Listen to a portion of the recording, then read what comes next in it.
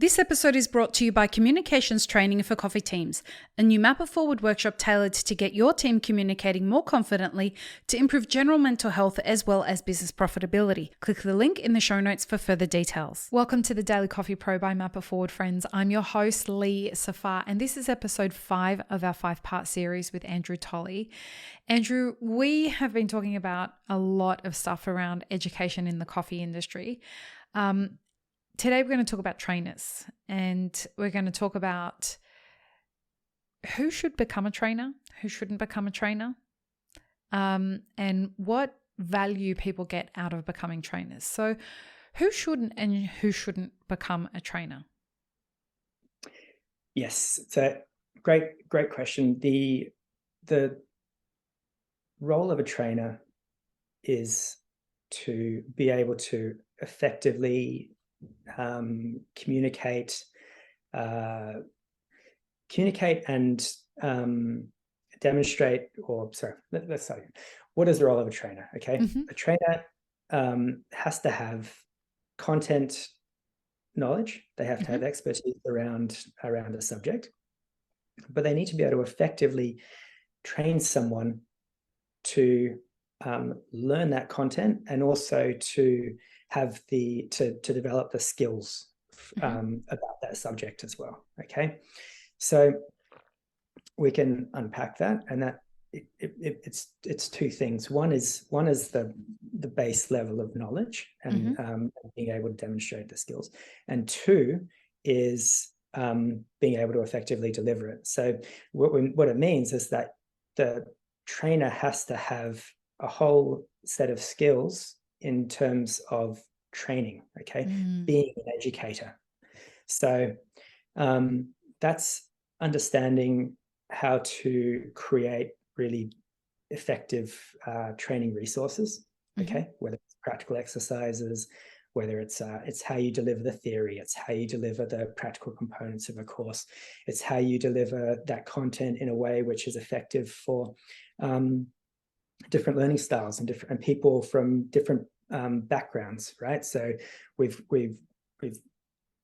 it's easy to think when you're becoming a trainer, people are like me. Everyone learns like me. Everyone's like me. Yeah, but actually we're in a very diverse world, and so we want to be able to effectively deliver content for a very diverse world. Yeah. Okay, so how do you do that effectively? And there are any number of courses called Train the Trainer courses, how to become a trainer, which is what the SCA program is. The accredited SCA trainer program is a Train the Trainer course.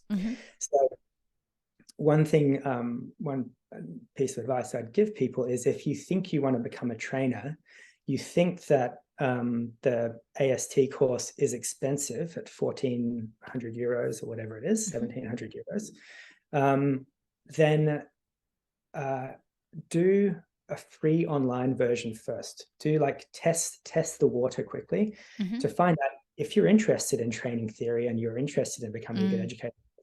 If you're not, then writing out really detailed course outlines is probably not going to be the way you want to spend your time. Okay, creating great training resources may not be the way you want to spend your time. So, I'll happily manage your expectations. Should you wish to understand how much work goes into creating a workshop, just drop me a line. I'll happily manage your expectations on that. And if you love sharing knowledge, and not every part of every job is that you're 100% passionate about, right? So you take the good with the bad, but and being a trainer is an incredibly rewarding experience. People develop. You take that back seat to doing it.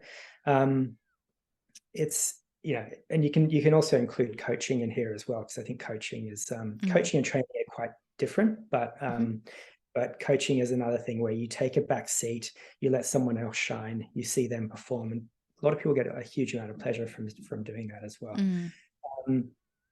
But yeah, it does require a very focused.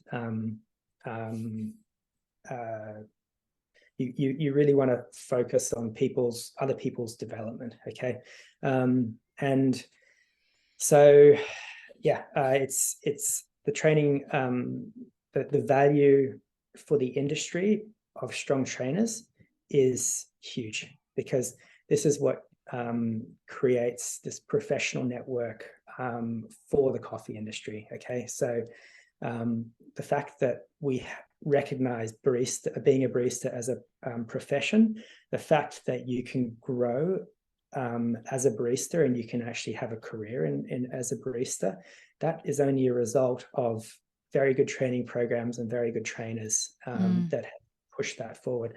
So it's an incredibly valuable role within the industry. It's also a very good way for you to progress in the coffee industry. It's a great from your entry level into the coffee industry. Becoming a trainer is another step forward, and it's so valuable for so many businesses. And it's a great way to grow your personal brand with real high professionalism, with people where people are going to respect you and not just see you as like Instagram famous. Like, it gives you real credibility within the industry when what you're doing is teaching the next generation of professionals what they're doing or how to do it. And I just think it's really valuable. Yeah. And the other thing, a lot of trainers love learning. So I think if you're a trainer and you love learning, you love constantly growing yourself, it's a really good sign, because you do want to continue to invest in your own education when you're a trainer.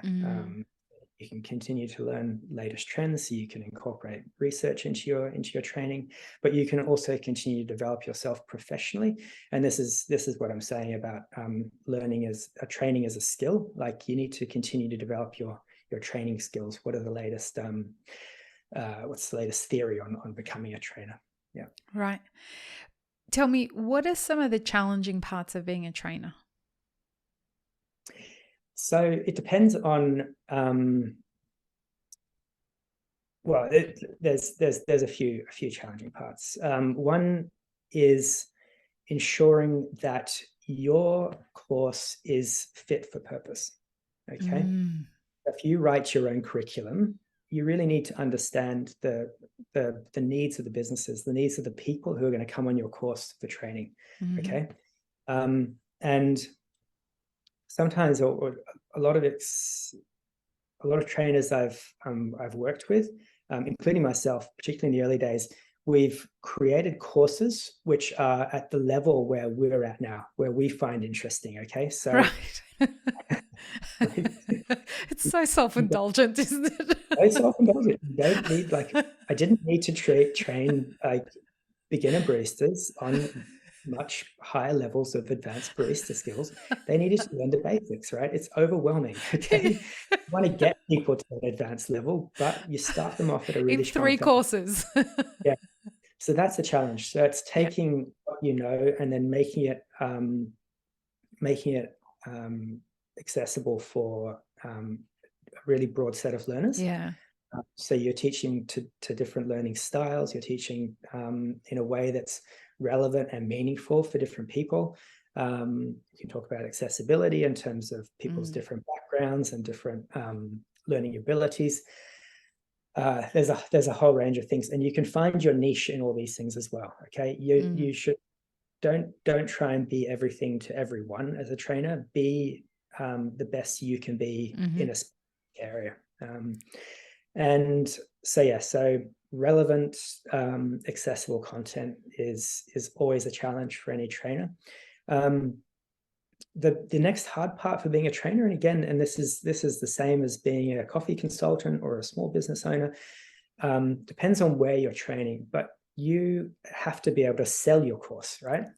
Okay, so even if you're a trainer within a wider business, okay, or you're a trainer who has their own coffee school, or you have to be able to talk to people, to persuade managers that they should put their people onto your course, because if they do, it will make them better employees, right? That's really important. So when you're talking to the value of your training, you want to be able to talk in terms of what's the return on investment. Okay, so that's critical. You need to know what the value of your course is to the business or to your target audience. So that's probably the biggest challenge, number 2.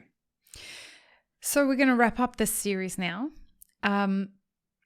What would you recommend is a place for people to start on Coffee Knowledge Hub? Because there's so much content there. There's a lot of content, yeah. Look, you can, if you know specifically where you're going in the coffee industry and the kind of courses you're interested in, then hopefully we've got a course available for you there, okay? And that we didn't really talk to in a lot of detail, but there is the value for learners of in-person courses, of online courses. Okay, you get different. There's the different benefits. Different benefits, right? There's the quick access to an on-demand course. You learn in your own time. You can go through things at your own pace. You can repeat things as well. So it's really important when you're learning something, if you have an objective, and then you make sure you're ticking off those objectives as you go through. But part of the skill of learning is actually the repetition and putting things into your own world. So take the time, if it's an on-demand course, take the time to go through things progressively, make sure you learn it, move on to the next bit, okay? Test yourself at different stages along the way. That is the real advantage. Big advantage to in-person courses is that you can, you learn with a group, okay? You build relationships, you learn from each other. So you've got peer-to-peer learning and not just learning from an instructor. So you share your knowledge, and we try and incorporate a bit of that into the on-demand digital learning as well. But it's 100% more effective in an in-person course. But of course, the in-person course costs you more money. It's a bigger investment of time than any one thing. So what I'd say is find firstly the subject area that you're interested in. You can look at it in a shallow way through the lectures that we have available, which are free to access. You can read articles. And then you can go deeper when you find courses that are specific to that area. So yeah, beautiful. Dip your toe in. There's some lower cost courses and higher cost courses that you can find. Hopefully there's something for everyone. If you want to learn something in particular and you don't find it on the Coffee Knowledge Hub, get in touch with us via our Instagram. Coffee Knowledge Hub is the account name, or info@coffeeknowledgehub.com, and it'll be me responding directly. So I can give you some advice on either where else you could find that training, or we could find a way to get that course onto the Coffee Knowledge Hub as well. So yeah, folks, use it as we're super proud to be putting our content on Coffee Knowledge Hub. So I would encourage you to go and check it out. If you are thinking about becoming a consultant in the coffee industry, our first workshop is up there. There's going to be many more to come. And I can't thank you enough, Andrew, for making this whole process so seamless and so wonderful. It's truly been a pleasure to get this on the roll. My absolute pleasure. It's been fantastic working with you as well. So thank you, sir. So would you like to sign off our last episode? Yes. Thanks everyone for listening. This is Map It Forward. Peace, love, and peanut butter. Have an amazing rest of your day, everyone. Thanks, Andrew. Bye.